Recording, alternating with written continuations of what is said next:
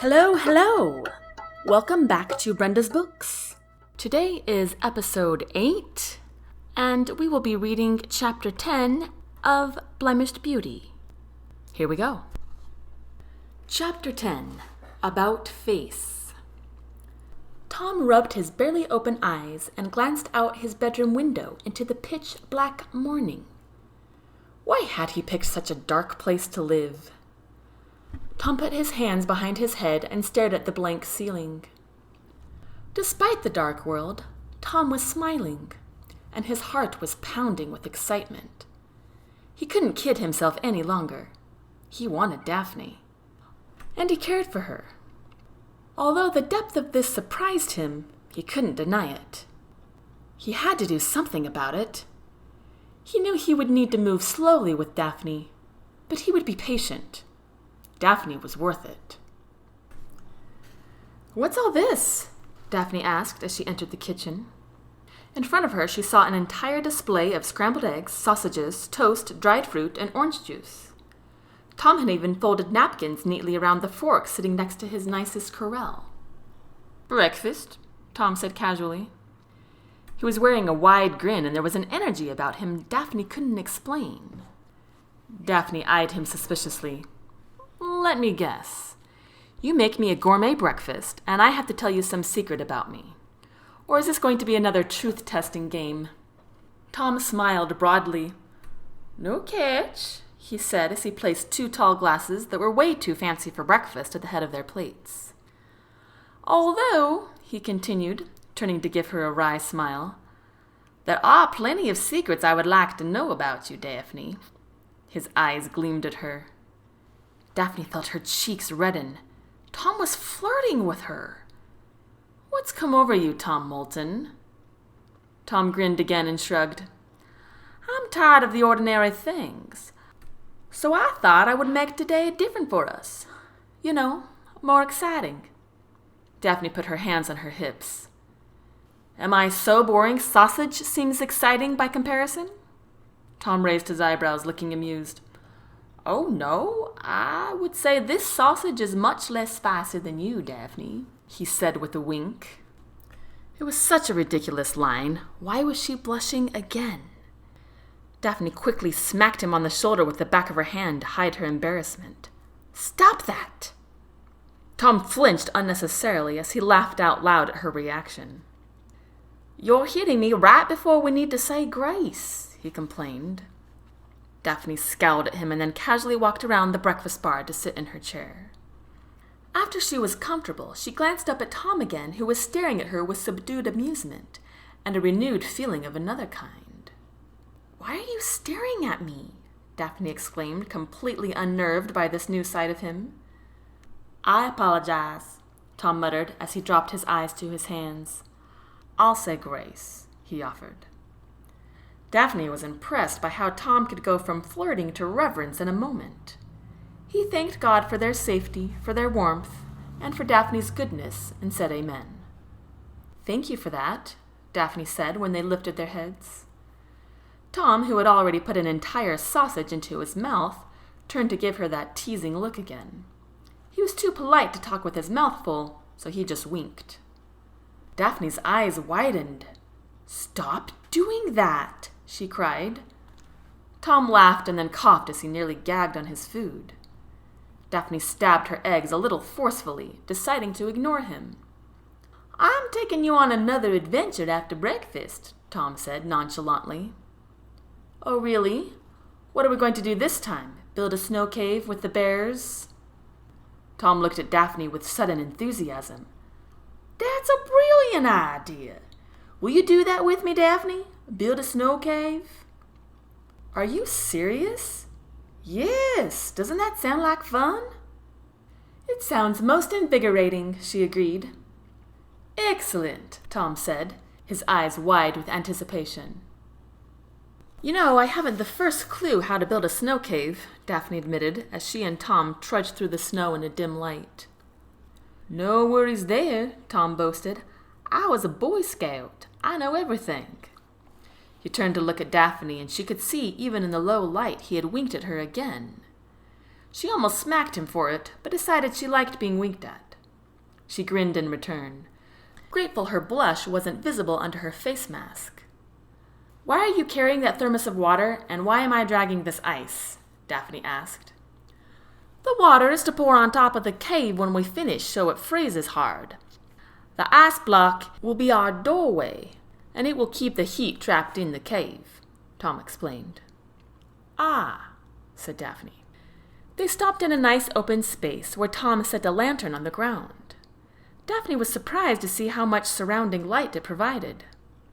She began packing and shaping the snow as much as possible, but it was difficult to avoid staring at Tom while he dug deep into the snow with his shovel and heaved up great mounds of it. For a moment, Daphne wished it were summer, so she could see him without all his snow gear and watch his muscles flex and unflex. Tom sensed her eyes on him and stopped for a moment. He stuck his shovel in the ground so it was standing up and rested his forearm on top. "What are you doing?" he asked pleasantly. "Do you like watching a man sweat while you just stand there?" "Oh, I'm sorry," Daphne muttered as she continued molding the snow. "I'm teasing, Daphne," Tom said, grabbing his shovel again. "You're doing a great job." "Thanks," she mumbled as they both got back to work. Daphne tried extra hard now not to stare at Tom, but she slipped once and found he had stopped and was staring at her. He quickly flashed her a grin, stuck his shovel in the snow again, and meandered towards her. "Are you sure you never built a snow cave before, Daphne?" Daphne nodded, suddenly feeling nervous. Tom had come closer to her than usual. He wasn't wearing his face mask, and Daphne couldn't figure out why he was grinning. "Looks like you've done it several times," he said softly. He was staring at her eyes again. Daphne just shook her head. "Why can't I think of anything to say?" Tom clapped his gloved hands together. "Well, let me help you finish it now that I'm done shoveling." "You shovel really fast," Daphne noted. "Yeah?" Tom said, his eyes brilliant. "I suppose I should add it to my resume. I might get far in life with such a talent." Daphne smiled under her woolen face mask. Tom frowned. "I can't see your smile with that thing on your face." Daphne didn't know what to think of that, but she felt herself blush underneath the wool nonetheless. "Come on, let me show you how to make the door," Tom said, grabbing her hand. Daphne didn't know how long it took them to finish the cave because the time passed quickly. By the end of his instruction, Daphne felt she really could survive in the woods in the middle of winter now if she needed to. "Look at that," Tom exclaimed when they had finished pouring water on the top. "Our very own bear cave." "I like it. Let's go inside." "Ladies first," Tom said, gesturing with his arm for Daphne to proceed. Daphne ducked under the narrow doorway and stepped inside the tiny dome. Tom followed and promptly stuck a stick into the snow wall and hung up their lantern. The small space immediately illuminated. Then Tom dragged the shovel inside as well as his hunting rifle and closed up the cave with the ice block. "I was only a bear when I lived in one of these things for 3 weeks, Tom declared, glancing around at the walls. "A bear?" Daphne repeated, confused. Tom grinned. "It's a rank in Cub Scouts." "Oh, okay." Daphne realized that somehow they were both sitting on the cold ground, leaning into each other as they talked. "I was convinced I could make a snow cave on my own. When I finished, I was so proud of myself I ran into the field to tell the other scouts. However, before I could show anyone, my leader came to me and claimed I had built it so well a bear had come inside to live. The bear was so tall he broke the roof. Devastated, I ran back to my cave to see that the roof had totally collapsed." Tom paused to chuckle at this. "And then I asked my leader, 'Where's the bear?' He said he was buried under the snow. That night I couldn't sleep because I was terrified the bear would come after me." Tom let out another chuckle. "Was it really a bear?" Daphne wondered. Tom stared at Daphne in bewilderment. "What? Was it—" Daphne stopped herself. "Bears hibernate in the winter," she pointed out unnecessarily. Tom nodded and they both burst into laughter. "Oh, Daphne," Tom sighed, "that was classic. Never a dull moment with you." He got a bit more serious as he looked at her again. Why do you still have that daft face mask on? I want to see your smile. He reached with one hand to remove it, but Daphne slapped it away. Tom looked slightly hurt by this, but mostly confused. I will do it, she said mildly, hoping to break the new tension. She slipped the wool off her face quickly. She noticed Tom's eyes follow the length of her hair as she shook it out. Tom spoke softly now. I never want to invade your personal space, Daphne, but sometimes you're confusing. That was my fault, Tom. I'm sorry. Tom nodded once and looked at the ground. Daphne took that moment to peer into his handsome face. He was perfect, and the poor man was stuck here with her. The thought of the unfair balance stabbed her with sudden sadness and a deep sense of unwanted exposure. She nearly put her face mask right back on. Tom looked up at her then, about to say something, but stopped short. What's wrong?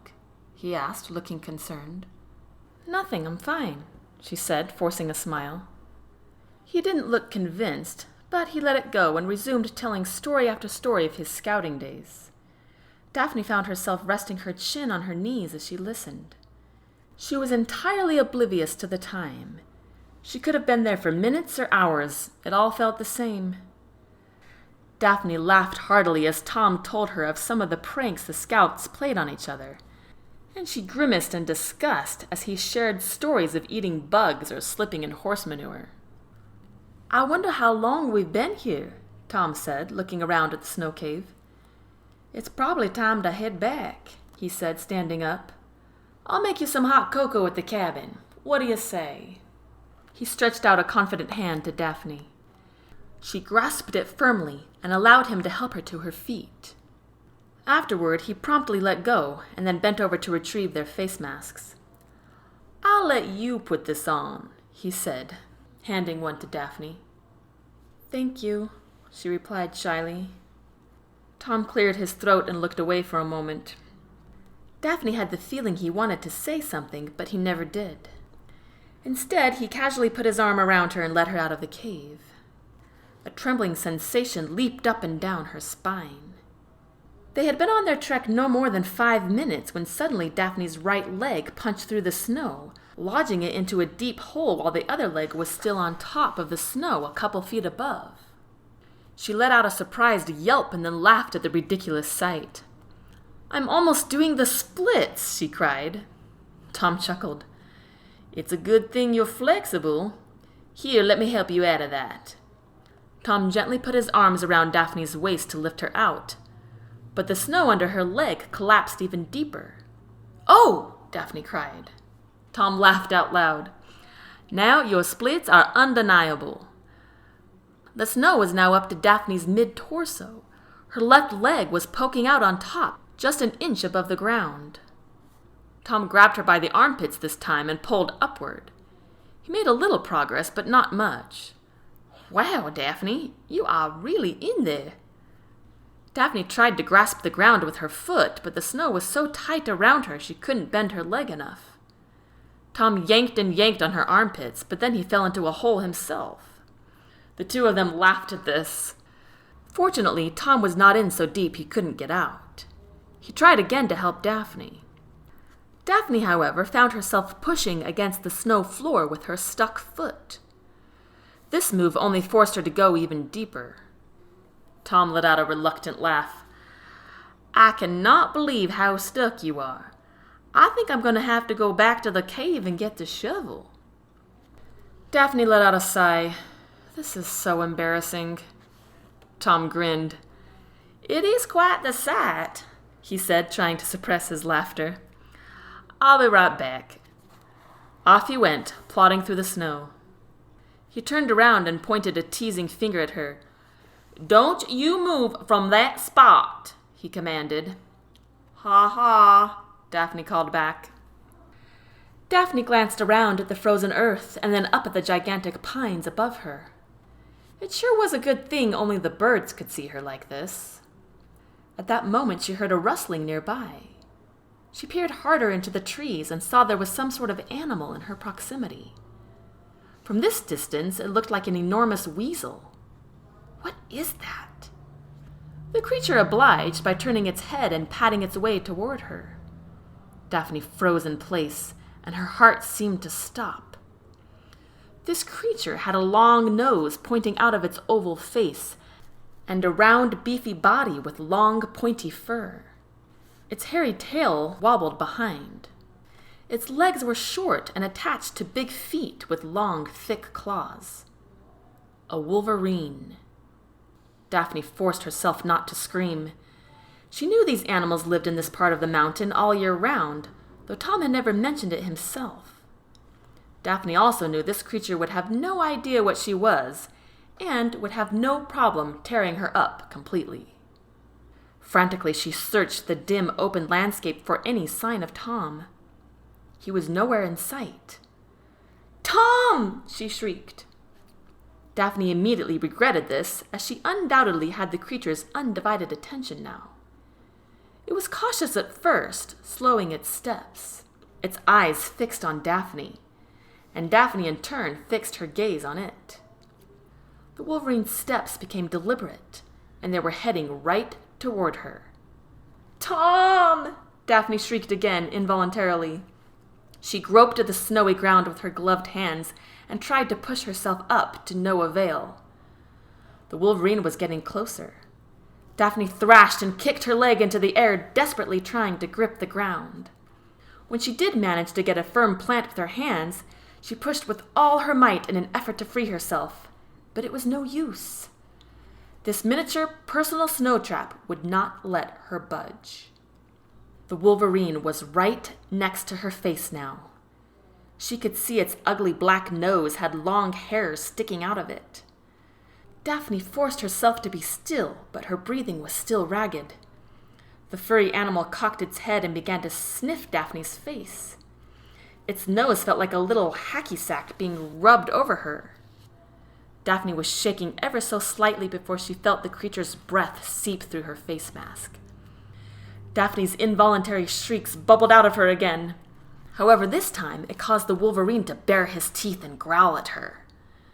Now Daphne's instinct was to sink even lower.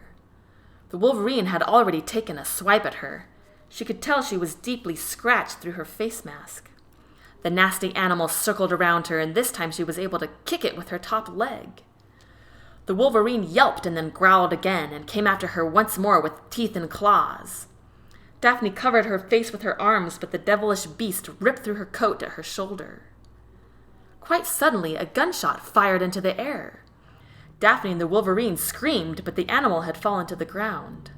Daphne stared at it, horrified, as it lay there bleeding and whimpering.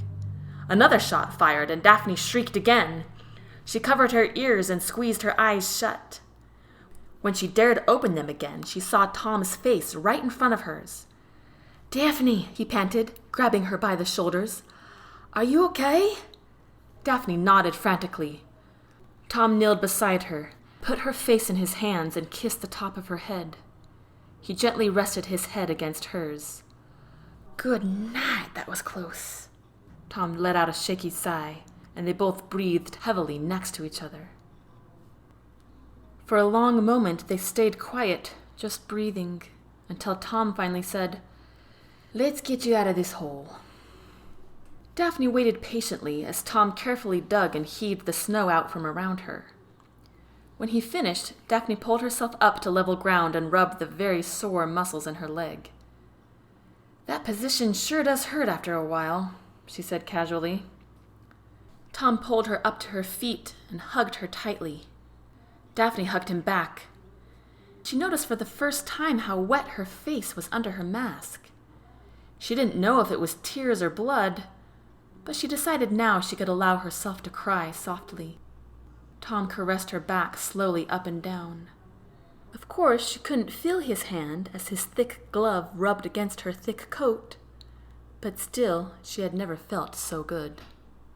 Daphne wasn't sure why Tom kept kissing the top of her head, or why he kept saying he was sorry over and over, as if somehow it were his fault she had gotten stuck in the snow and a freakish nightmare shaped as a wolverine had come to eat her alive. She wanted to say something about it, but she was too exhausted. Tom pulled out of their embrace just enough to look her in the eyes. "I saw it going after you. Did it hurt you?" he asked. He placed a hand on her shoulder where her coat was all but gone. He touched it so softly Daphne couldn't feel it at all. She rolled her shoulder back to assess any injury. "I think my shoulder is fine, but it did scratch my face." Tom looked instantly distressed. "Let me see." "I just want to go back to the cabin now," Daphne hedged. Tom nodded and picked up his rifle and shovel in one hand and put his other arm around Daphne. "How did you know to bring your rifle?" Daphne asked. "I always have some kind of gun with me, Daphne," Tom told her. "And thank the Lord for it, too." Daphne nodded at that, while Tom gently coaxed her head to rest against him. She wondered why Tom was being so affectionate. Her tired mind came up with no answers. And that concludes Chapter 10. And yes, wolverines really do live in Alaska, just in case you were wondering. Anyway, next week on Lady Romance, we will be reading Chapter 11, which is called Acne Girl. I hope you enjoyed the episode today, and I hope you join me next week. If you want to find out more about Brenda's books, you can visit brendasbooks.net. Until next time, take care.